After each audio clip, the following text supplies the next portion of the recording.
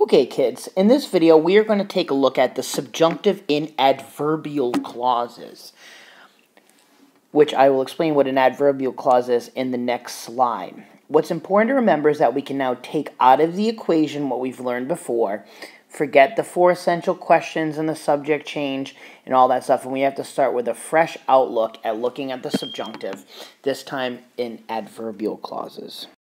So, an adverbial clause is a dependent clause that functions as an adverb. That is, the entire clause modifies a verb, an adjective, or another adverb. Basically, an adverbial clause is a group of words used to tell how, when, or why something is being done. A lot of times you'll hear these called conjunctions of time. The subjunctive is often found in adverbial clauses, as you'll see in future slides. These are always introduced by certain conjunctions.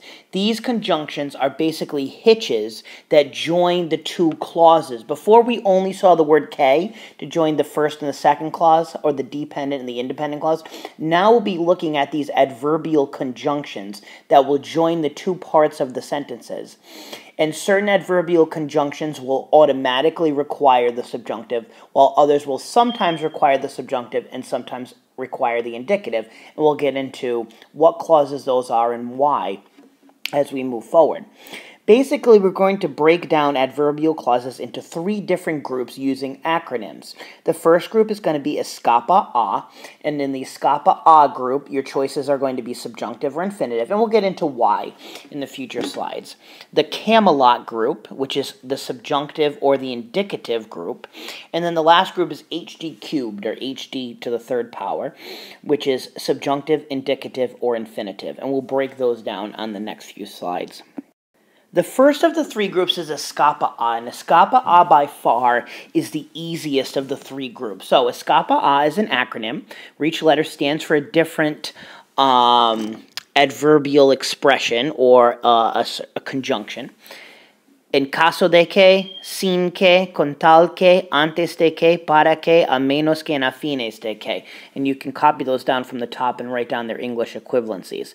So this group is really easy because the only two choices that you have with this particular group are subjunctive or infinitive. Really easy. If the entire clause is in the sentence, including the K, you're going to automatically use the subjunctive, automatically. If the clause is in the sentence and the K is not there, just like as with the nominal clauses, you are going to use the verb in the infinitive.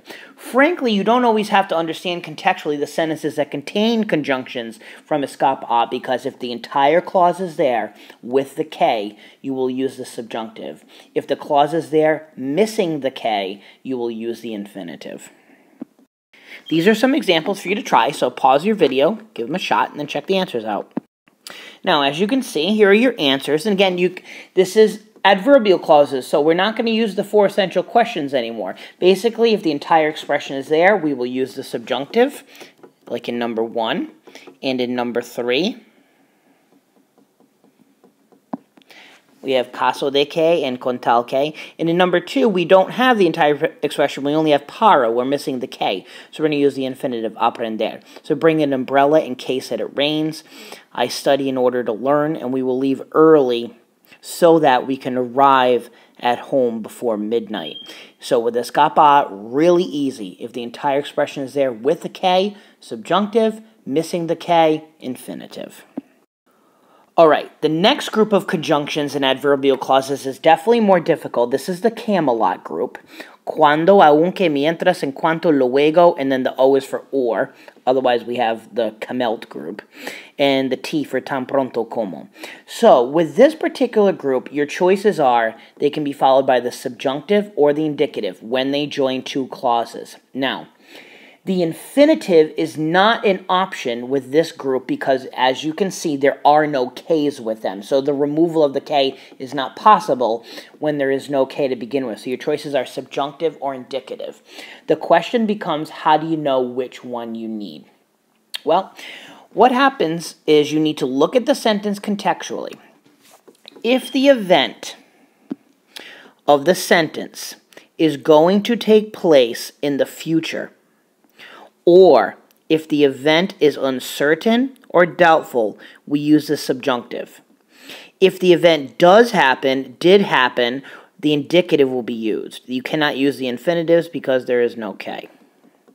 So, you have to take a look at the events of the sentence. If the event has not happened yet, or it's uncertain, we use the subjunctive. If the event has already happened or did happen, we will use the indicative. For instance, look at the example I've written at the bottom. Te llamaré cuando llegue en casa. I will call you when I arrive at home.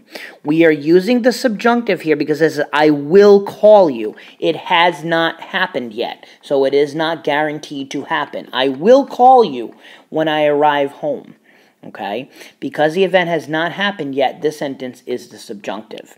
So one thing that we can do to help is when we look at the first clause, we are looking for verbs that might be in the future or the present tense acting as the future, something like I'm going to call you when I arrive home, or a command like call me when you get home. If you see the future or the present acting as the future, or you see a command, it's an indication that the event is uncertain or it may not happen. Whereas when you see verbs in the preterite, I called you when I got home, that particular sentence, it's already happened, so we wouldn't use the subjunctive. The sequence of tense doesn't really come into play a lot with the adverbial clauses because we're looking for events that have not happened yet, which means in the first clause we'll normally see the present tense or the future tense, indicating the need for the present subjunctive in the second clause. These are some examples for you to try, so pause your screen and check them out. Okay, here are your answers. Prepare la comida mientras ponga la mesa. So where's my adverbial clause? It's mientras. So I have to see, is the event of the sentence anticipated? Prepare, prepare the food. I set the table. Well, this is a command. So this has not happened yet. How do I know it's a command? Well, it's got opposite endings on it. So prepare la comida mientras ponga la mesa. The event has not happened. It's anticipated. So we're going to use the subjunctive. Commands make a lot of sense for using subjunctive. For instance, we might say, clean your room when you get home. I'm sure you've been told that by your parents a million times, but it doesn't guarantee that it gets done. Try to think of it in that way. Mi perro viene cuando yo lo llamo. My dog comes when I call him. This is a factual, indicative sentence. It's not an anticipated action. It's just an action that regularly occurs, so we're going to use the indicative. In this case, the present. Remember our rule of thumb. We are in present, so we're going to remain in present when we choose to use the indicative. And lastly, I'm going to go to bed as soon as I enter my room. I'm going to go to bed. This event has not happened yet. Here's my adverbial conjunction, my adverbial expression. I'm going to go to bed. It has not happened yet, so therefore we're going to use the subjunctive. All right, the last group of conjunctions for adverbial clauses is the HD cubed group. So H with 3 Ds. Hasta que, después de que, de modo que, and de manera que. With this group, we now have 3 options: the subjunctive, the indicative, or the infinitive. The infinitive is easy because, as always, we will use the infinitive when you see the expression without the K. Then we're going to use the infinitive. The difference between the subjunctive and the indicative is exactly the same difference it was in the Camelot group. If the expression of the sentence is doubtful or it has not happened yet, we're going to use the subjunctive. If the action is or was certain, we will use the indicative. So the difference between subjunctive and indicative is the same thing as it was in the Camelot group. Explicaré el subjuntivo de manera que los estudiantes, you can try that one, and it should be comprendan. I will explain the subjunctive in such a way that the students understand. Well, it has not happened yet, so that makes this an action that is still doubtful, so we will use the subjunctive. Again, you are looking for verbs that may be in the future tense, or the present tense acting as the future tense, or even a command. And that will help you understand that the action of the sentence is doubtful, or it has not happened yet. Just some advice on how I like to attack doing subjunctive and adverbial clause questions. What I like to do is I go through, especially when they're all mixed with each other, I like to go through and I underline the conjunction or the adverbial expression first, and then I like to lump them into groups. So I'll lump them as 1s, 2s, or 3s. Escapa a, for 1, Camelot for 2, and HT cubed for 3. Once I've kind of lumped them together, I like to do all the escapa a ones first because those are the easiest. It's either subjunctive or infinitive, so those are automatics. Then I like to do the HT cubed group next, and the first thing I do is I do the ones without the K because those are just going to be the infinitive, which is not a choice on Camelot. And then the last thing I like to do is finish with the Camelot group and the HT cubed group once I've taken out the questions that don't have the K's on them. And again, those are either going to be the subjunctive or the indicative for the reasons we've talked about. So just some suggestions on how to attack those problems. These are two places that you can go for a lot more practice in subjunctive and adverbial clauses. As always, Colby Spanish Grammar is excellent, but a new website for you it's just awesome with adverbial clauses in particular is this website, doncarlos123.tripod.com. Has a very long and detailed explanation about adverbial clauses. It goes through adverbial clauses and breaks them down the same way that I have for you, with escapa a and then Camelot and then HT cubed, and has individual practice for each one of the three groups, and then has a combined practice with the three groups, escapa a, Camelot, and HT cubed, all combined into one, where you have to go through them and make determinations. And it also includes an answer key for you. So definitely check out doncarlos123.tripod.com.